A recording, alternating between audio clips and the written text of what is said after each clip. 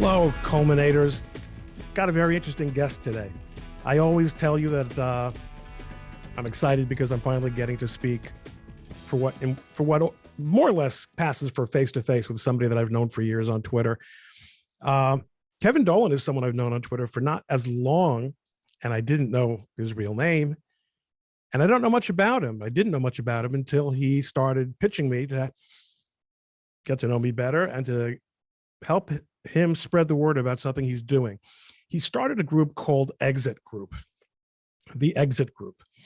And it's meant to basically be a new network, a replacement network, or a new concept in networking for people who no longer want to be subject to doxing and cancellation. And it seems to be in its very early stages, and it seems to be something that he's put a lot of thought into. He's had his own experiences that in getting here, as you might imagine. And he and I did have a chance to speak a little bit before we recorded this, to put it one way. But I'm gonna ask him in this case to do most of the talking at the outset, and I will interrupt him as I see fit, being the pushy Jew from New York and the host. I think culminators will agree. I'm not too bad at talking over the host. I think Mrs. C was not too happy with some of my earlier interviews, that she thought I wasn't listening enough. It's an issue for people with ADD, but that's a different podcast. Kevin, welcome. Thanks for joining us. Tell us your story. Great to be here. So I wanted to tell you a little bit about what we're doing. Thank you so much for having me on the show. Really appreciate it. You're welcome.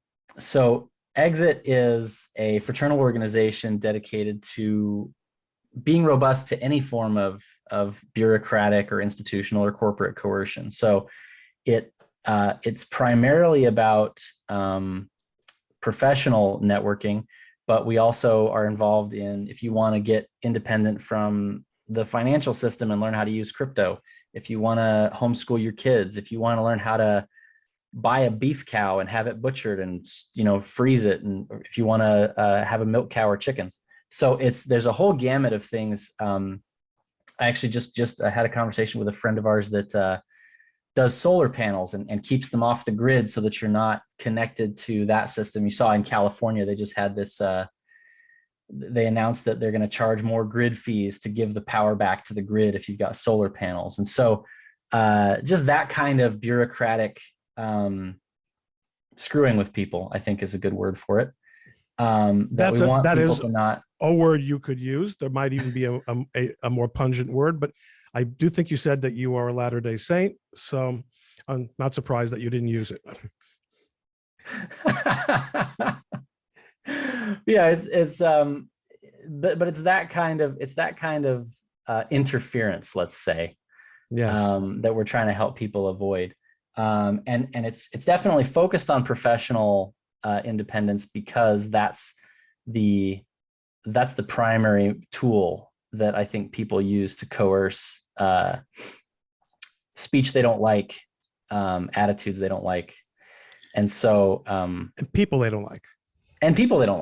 Absolutely. I mean, it's almost never. One thing I've never seen in my experience observing cancellation, or an attempt to get somebody deplatformed, is any attempt by the offended parties, or not, they're not really offended, by the bullies who are trying to get people deplatformed, is any attempt to either listen to the person that they've decided they hate, or consider accepting an apology from him because maybe he or she regrets what they think he said. The person is targeted, the decision is made, and the onslaught will not turn. No quarter will be taken. Well, not only is an apology not solicited, apologies tend to be punished. They tend to deepen the crisis and make things worse. And that's unfortunate, because I think everybody, if you're if you're of a certain generation, you've done most of your like growing up on the internet, you've said things that you wish you hadn't. And I mean, that's part of life. And it was never etched into stone before. And so as a culture, we're having to deal with that. And there's two separate issues there, right? There's things that you said that you do regret, and there's things that you just that you stand by and you're not going to apologize for. And so I was targeted by an Antifa group as part of it was kind of a roundup of some conservative Latter-day Saint accounts on Twitter in the summer of this year. So that was early August was when I was hauled into HR and had to explain, all these tweets. They didn't really want the explanation. They wanted to extract the. This is your account, right? Yeah. Extra day JCB. That's me. I mean, I knew the answer. That was just like the way lawyers ask questions of their own witnesses. Isn't it true? Okay. So this is you, Dr. Remember, you're under oath. Dr. John. No, that's for cross-examination. Dr. John Cook Bennett. You'll explain to me the phylactery part at some point. That is actually, now that I've got you, interesting question as someone who wears phylacteries every day. You'll explain that to me, but go on. So do you want to do that now? Yeah. So we don't forget. Okay. Yeah. Okay. So and the amazing thing is, I wonder if it was subliminal, because I know I was going to be talking to you. Because this morning I was thinking to myself, the English or the Greek word phylactery almost never comes up in my life, because we call them tefillin. But for some reason today, and believe me, I had forgotten. I'm sure I had forgotten what your account was. I was thinking to myself, phylactery is something that you wear out of love of God. And it has really, tefillin me, it is more related to the concept of praise. So I was wondering about the derivation, but let me hear where you're coming from on the Bennett phylactery. Well, so mine is actually a Dungeons and Dragons reference. Okay. It's much less spiritual than that. So basically, John Cook Bennett was a bad guy in the early Latter-day Saint tradition, and he betrayed everybody, sold everybody down the river, got people killed, and the trend at the time when I signed up on Twitter was to have your account be some historical figure, like perhaps, J. Reuben Clark. Oh, yeah. Right. And I didn't want to put my bad takes in the mouth of somebody that I really respected. So I said, what if I play the heel and let's say that John Cook Bennett is an undead sorcerer. And so in Dungeons and Dragons, a phylactery is like where they put the shard of their soul that keeps them alive. And that's what you have to destroy so it's very different than the so the Jewish. In a Jewish phylactery, I know why, because somebody, yes, this morning, that's what it was. This morning, somebody was giving a lecture in the early morning study session, study group that I went to. Someone was giving a lecture on what is contained in the head phylactery. And he didn't say phylacteries, but that's how I got onto this subject. So the point is, phylacteries do hold something.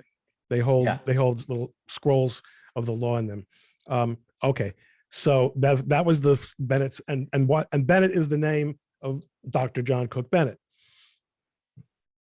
So he's like an undead wizard. That's the red eyes. That's what that's about. Got it. Okay, so it was just a fun name from your life, and you didn't got it. Okay. Yeah. Oh, the dead eyes. That's why he looks like a ghoul with the red. Okay. Right. All right. So you got swarmed by a bunch of far left creeps, and we said they were Antifa, right? Yeah. And actually, they have some connections to some relatively powerful people, some journalists that really. Are you afraid to say their name, or do you think I'm afraid for you to say their name? I probably would rather not. Okay. Say their name. I just wanted to give you the opportunity if you wanted to. Yeah, no. Just honestly, my attitude toward all of that is, I think people in this space, by the way, and I'm not really one of them, but people who look into this stuff, like Jack Posobiec would have no trouble whatsoever. They know exactly what you're talking about. Yeah, I mean, he's fairly well known. But my attitude toward all of that is, I felt that I looked back on my history of the things that I had said, and the opportunities that I'd had. There were so many times when I had a choice where I could either continue building this network, continue saying the things that I believed, no. I think we because of my interruptions, we skipped something. Oh, okay. They approached your employer. They did. Yes. Right. And the employer called you in. I think this is when we got into. They called you in, or maybe we didn't. They called you in not in order to hear your explanation, but to basically get you to admit that you were, double plus on good. I mean, what were they trying? Right. So the way that it is typically framed, and I won't say details about my experience, but the way that it's typically framed is, did you do anything on company time? And if you are in a remote work situation during COVID, you are goofing around on your phone. And if you're not, you're goofing around on your phone. I mean, right. It's like asking, did you call your wife? And when I was a young professional, did you have phone conversations that dealt with personal business during the workday? Of course I did. Right. So that's inevitably how that happens. Pretext. Okay. Mm-hmm. Right. And so the effort was to extract, how can we make this relevant to the workplace in a way that justifies termination? And so I basically, there are people who are saying like, oh, you should fight this. And I was like, the odds that that's successful and the odds that there's no significant upside to that. And that's ultimately how this coercive system works, is they don't necessarily do what would hold up. They just do it close enough that it's not worth fighting. And so they fired you. So they fired me. And I that same morning, I had been getting so much support from friends and people online and people who wanted to help, and they were like, tell me how I can help you. Support for what? For you had, no one even knew you had been fired yet. You mean support? They knew I'd been doxxed. Okay, they knew you'd been doxxed, and they knew that you were in the process of being inundated with attacks and with this awful, creepy, nasty, interplay with the world. Yeah, and would probably be fired. And the at that point I was ready to move on. I just they were posting pictures of my family, they were posting my home address. Like that was the part that I was really nervous about, like what's going to happen. But I thought I had a similar experience with watching my friends get doxxed, because it was a whole group of us that got rolled up, and it was like one after the other over a course of weeks. And I remembered thinking like, this guy's a lawyer. I don't know any like law jobs. I don't know how to help this guy. I really wish that I had something to give him. And I thought, I have this network available to me because I was a data scientist, and there was probably half a dozen angles I could take within my network to get a job. And people who were outraged on my behalf at me being fired over this. And I thought, instead of me just picking one path through that network, why don't I use this whole network to build something that gets people out of this situation, helps them so they don't have to be afraid like this. And ultimately, the goal of that freedom, the goal of that capacity to escape this environment, is so that people can speak their minds, because there's so many debates that need to happen in this country that aren't happening because having those debates is a fireable offense. And that's got to change. I mean, if we're going to restore the constitutional order in any meaningful sense, I think you can't have half the country with a gun to their head. And not only that, right? I mean, also, if people, I mean, you did something extraordinary, which, I mean, I think you must believe that you're aware of that already, but the not only the natural inclination, but what the vast majority of people in your position would do is,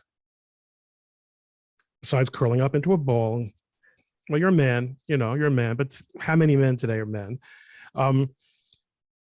Being very upset and distraught, you lost your job because you're a data scientist. You're not an unemployable person by any stretch of the imagination, and you're not like a guy deep into middle age who, all right, fine, you're employable, but you say, I'm going to have to stop doing this because in my next job, they'll get me again.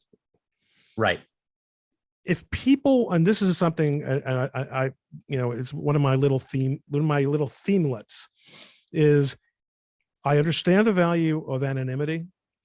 There are many important things that are achieved by anonymity, and they need to happen.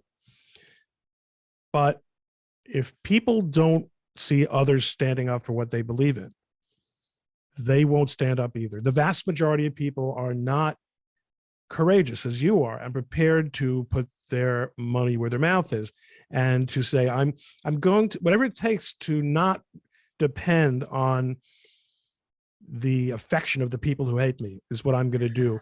What I'm not going to do is try to be something I'm not in order to please them. Because as you said before, it never works. It never works. Yeah, there's no escaping. There's no, you cannot, you're not going to make yourself small enough to escape their anger. And I would say, the guys in my group, there's 130 some at this point. I've been so impressed with their situations because they are proactively moving themselves out of that situation. I was, in a sense, pushed into it. Now, before you go on, I want to seize on something that I seized on when we spoke briefly before. You said the guys. You said the guys. Yeah.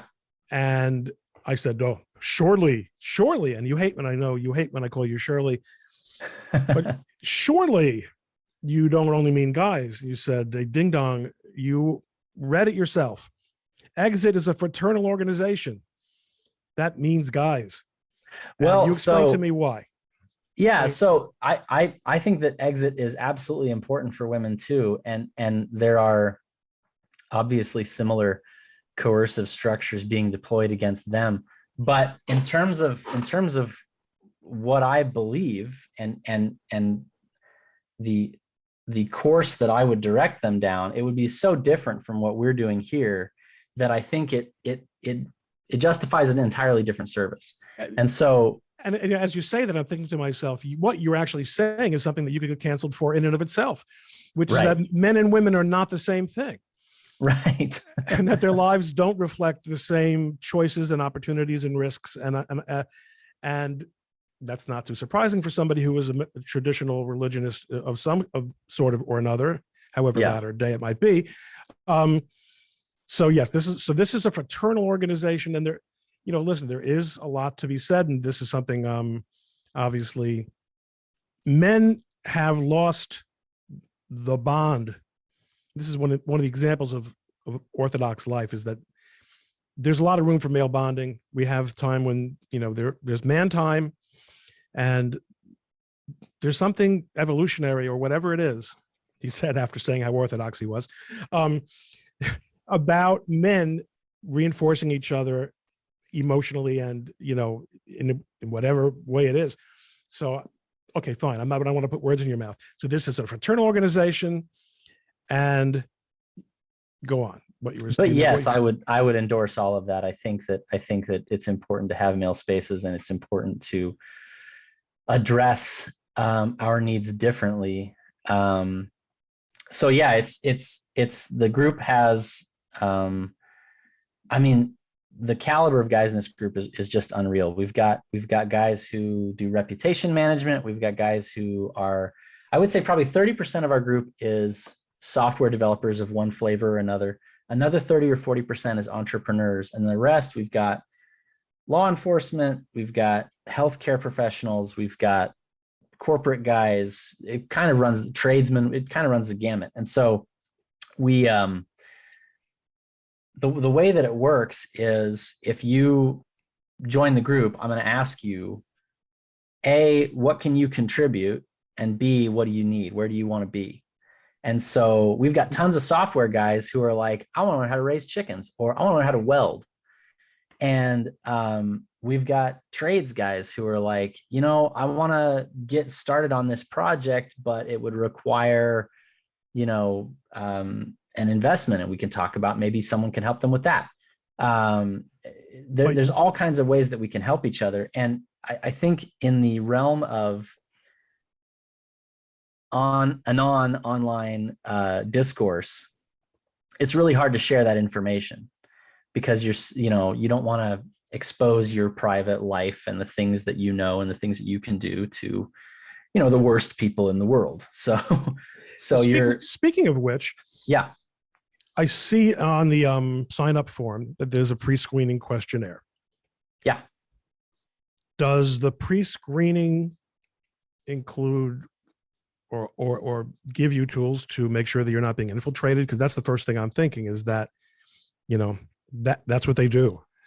Yes. So my first question is, what's your online presence like? How do I find you online? So the premise here is that this is fundamentally for people who are busy online, because that's how they get into this situation. Well, I mean, there actually have been a lot that have come in who are not, and who are more concerned about a vax mandate or some other policy. I would say in terms of our recent members, there's more concern about vax mandates than doxing. And so a lot of those guys tend not to be very online. And so when I don't have an online presence to go by, we do an intake call. And I actually do an intake call now with everybody. But I get a sense for, like, partly it's a vetting thing. It's to say, are you the real deal? Are you trying to help? And I mean, one of the good things about our situation is that our enemies are not particularly good at simulating our worldview. I was about to say, while you were talking, I was saying to myself, these guys couldn't fake being any of you anyway. Not in a million years. It would be challenging. It would be really challenging. And I've told the guys, like, I'm not doing like an FBI background check on these people. It is possible that someone's going to get in that has nefarious intent, but the purpose of this group is practical. And so what I want is some Antifa guy to come pay me the money to get in the group. Right. And then they get in there and they find that we're talking about growing shrimp, and we're talking about, you know what I mean? Like, there's nothing nefarious about it. The truth doesn't matter. But what I thought you were going to say is that if what you are building succeeds, that the infiltrator should not be able to do you any harm. Right. Because whether it's from inside or outside, all they're going to do is say that that you're bastards, and that's what you're insulating yourself against in the first place. Right. And then you can beat them up with sticks. And so my conversation with somebody coming into the group is always like, do not assume that this is hermetically sealed and you can say whatever crazy thing that you like. That's not the point of this group. The point of this group is to build skills, to build connections, to build networks, to grow your capacity. No, and so it's not about being an ideologue. And I assume it's not about insurrection, right, or rebellion, because inevitably when men in particular get together, and usually conservative men, because I think only conservative men are allowed to get together as men. Right. It takes no time for them to be labeled as, some kind of insurrectionist cell. Yeah. And in fact, I guess you have to worry more about the FBI. Again, you're not doing anything illegal than an actual Antifa. Because, I mean, I'm sure you saw some of those memes. You follow me, so you saw me retweet them. Just to, those painfully obvious fibbies, of attending these patriot rallies, with their guns in there, hello, fellow young people, Right. But yeah, again, like the conversations that we have it's very warm. It's a very positive environment. Kevin, there's you don't even have 200 guys, right? At this point. Yeah, we're coming up on 130. Coming up on 130. So you seem to be pretty happy with what you've accomplished so far for each other, but that's a really small number. Now I want to tell you, I used to lecture for Princeton University alumni on the topic of networking, not on social networking, because this was really before social networking. Right. It's a long story how I got to do this, but as I thought into it and I drew upon what I had been taught, one of the things that I observed, and this actually is something I saw more and more of as social networking came online, was the bigger the network, the less sticky the relationships. Yes. And my observation had been that among Ivy Leaguers, and I know you've got an article on the Ivy League, but we're talking the old days here, okay? Princeton had a reputation for being uniquely loyal, that alumni would do anything for each other, and in a way that you would not say about Harvard. And it occurred to me that the reason for that was probably that Princeton was powerful enough to have influential and confident alumni who would help each other out, but still not, it's much smaller than Harvard, and it's focused on undergraduates. So what I realized was, on the one hand, the more reach your network has, the more sort of horsepower it has, but the less emotional or other attachment you have to help out the other guy. Having said that, you're going to need a lot more than 130 or even 200 guys. I mean, you wouldn't have asked me to talk to you about this on the podcast if your goal was to have, get another 50 guys. I assume that you'd like to see some sort of membership growth. Yeah, absolutely. I mean, I think that there's probably a limit to how big we can let it get. And honestly, I probably will eventually start raising the price. So let's talk about that, because this was what struck me. The $67 a month. Yeah. That has got to be part of the reason that you're where you are now, because something like this, I don't expect. In fact, if you would have told me, I mean, I'm glad to look, it's not $250 a month, and it's not even $100 a month. Right. I can't tell you, I'm sure you've been approached by friends who are offering you this great opportunity to join this terrific networking group that meets once a month on Tuesdays in the city. And it's, there's an initiation fee, but maybe they'll waive the initiation fee, but it's $500 a month. It's it's a Ponzi scheme. $67 a month is not a lot of money, all things being equal, but I'm surprised you don't say join for 3 months or join for a month even, see the value.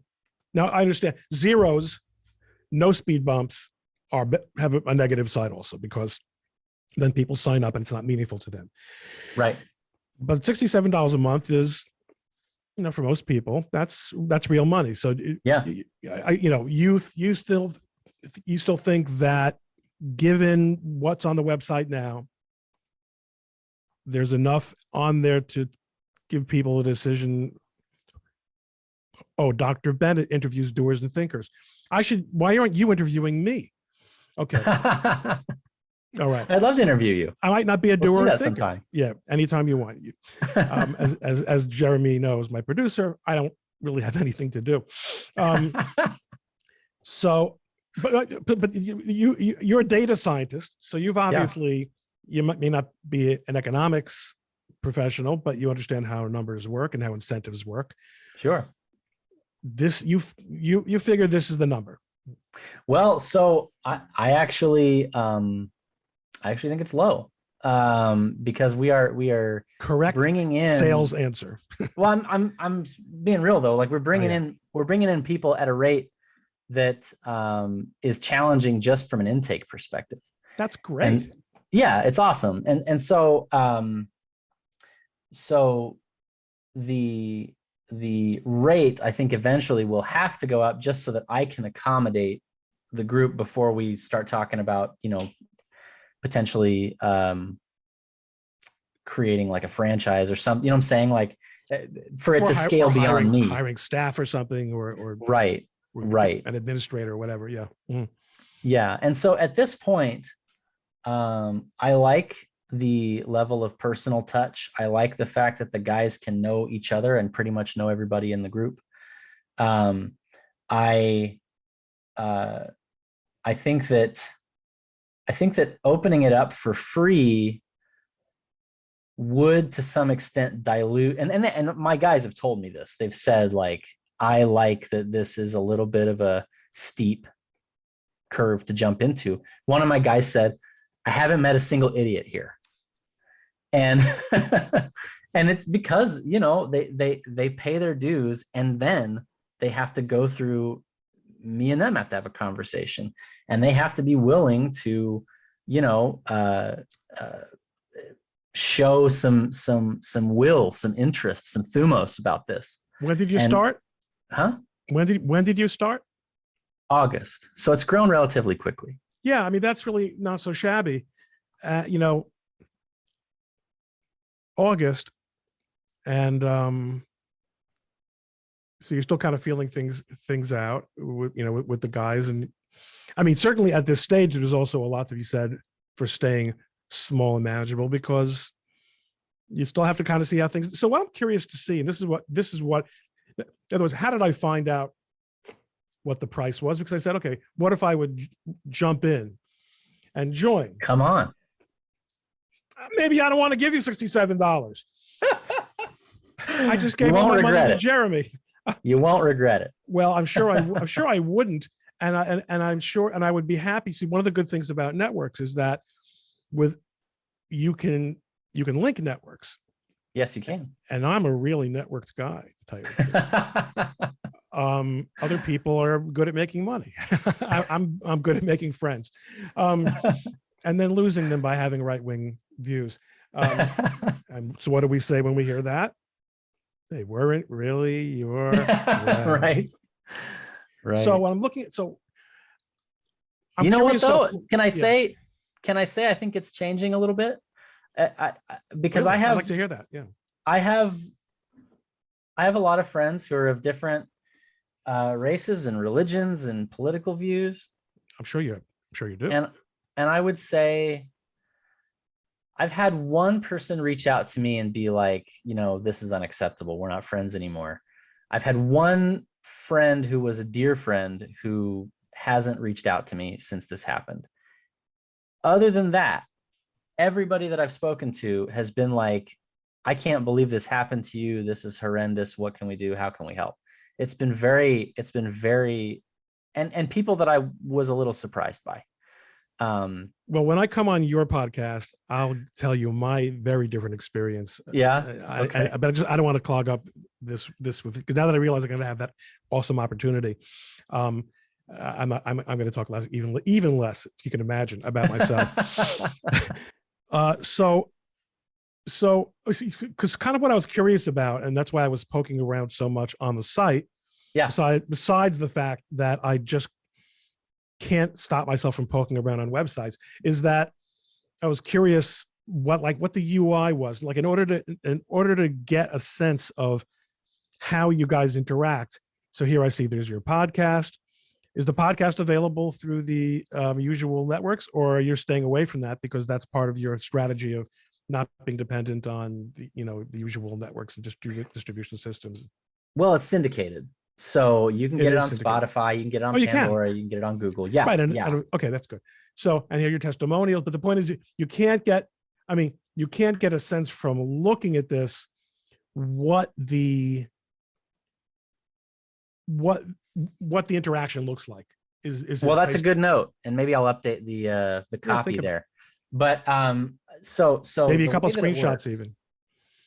yeah. So the way that it works is we have a group chat on Slack that's always on, and people are constantly interacting on that basis. Mm-hmm. We have a weekly group call on Tuesday nights, and that's where we do our hot seat calls. If somebody's in trouble, if they're up against a doxing or a vax mandate, or they just have a business problem.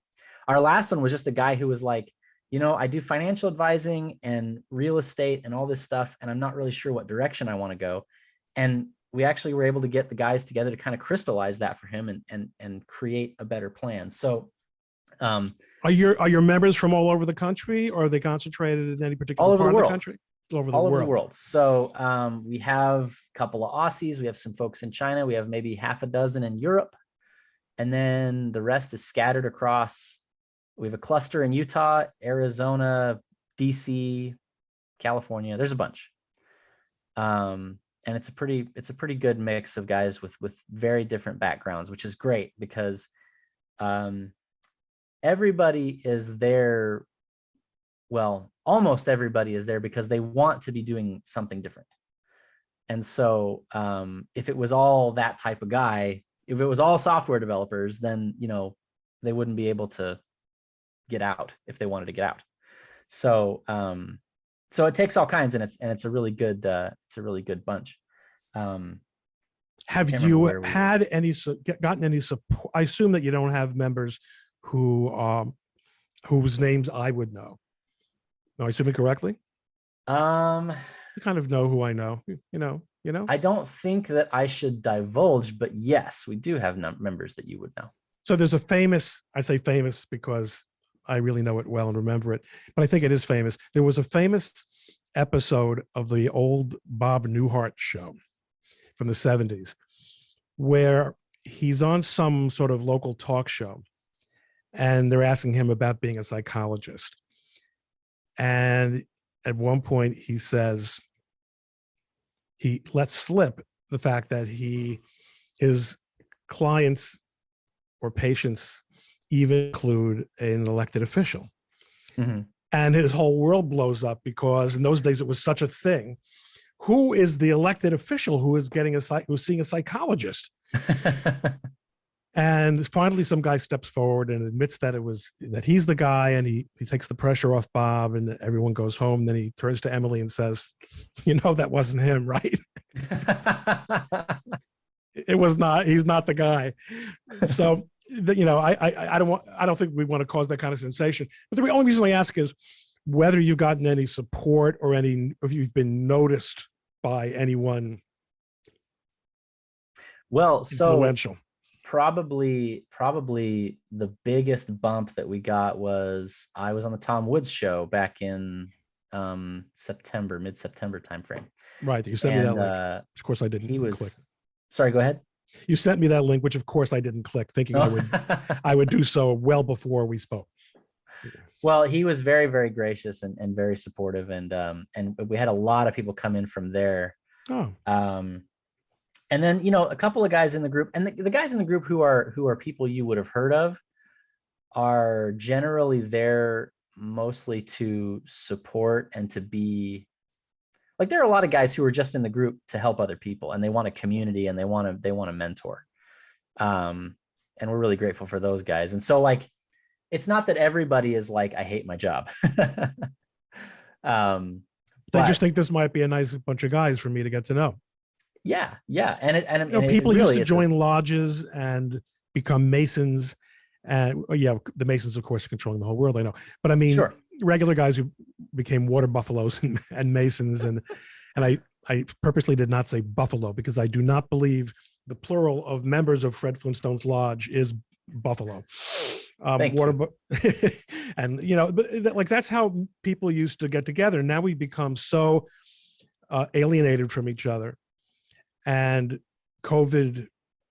I don't believe COVID was a plot, but if it were a plot, it would be one of its goals. Surely would have been to unravel the social fabric of people knowing each other and getting together, and having things to Yeah. do with each other in the real world. Absolutely. That's ultimately when people express to me what the group means to them, it's mostly about like, yes, I got good ideas. I got moved in the right direction. I made connections that helped me professionally. But a lot of these guys, they want someone to be on their side. And we had one call where a guy was concerned about being doxxed. He found out that his tweets were being archived, and he was in a very sensitive position where it would have been a real problem. And what he told me was just that, knowing that he was not alone, because in his professional situation, he was the only guy who was not drinking the Kool-Aid. And his professional network was entirely composed of those people. And so just to have people in a room trying to help him, trying to move his life forward in a positive way, who knew all this stuff about him, and he didn't have to lie and pretend and be fake, was very powerful to him. This is fascinating. I'm really glad you contacted me and urged me, and clearly getting to know you, it wasn't about your wish to become Twitter famous, which is the best I can offer pretty much. You're obviously idealistic, and I think you are courageous. I think this is absolutely fascinating. And I think what you're saying, first of all, I found it very touching. And it raises a lot of questions in terms of how we are reacting and how we might react and how we should react. As you know, a lot of people in technology are looking at ways to decentralize social networking so that you can pick up your data and go. Yes. If and you're not at the liberty of any particular, platform. And it's curious to it's interesting to think about how that might work, but we have guys working those projects in the group. So yeah, we're definitely into that world. And I'm aware of a few of them myself. So not necessarily ones in your group, but projects like that. I think you've given me reason to continue to pay special attention to what you're doing. It doesn't have its own Twitter account, right? It does. It does. Exit_org. Oh, see, good thing I asked. Okay, Twitter. I can exit, not extra dead. Exit_. That's not bad.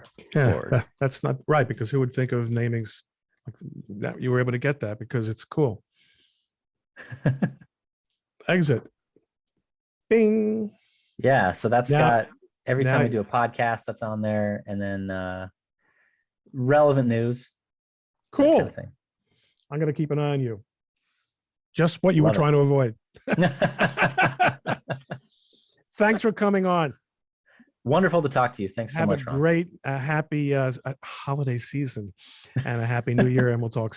I know we'll talk soon, because we're going to arrange for my interview on your podcast. Absolutely. All right. Have a good one. So long.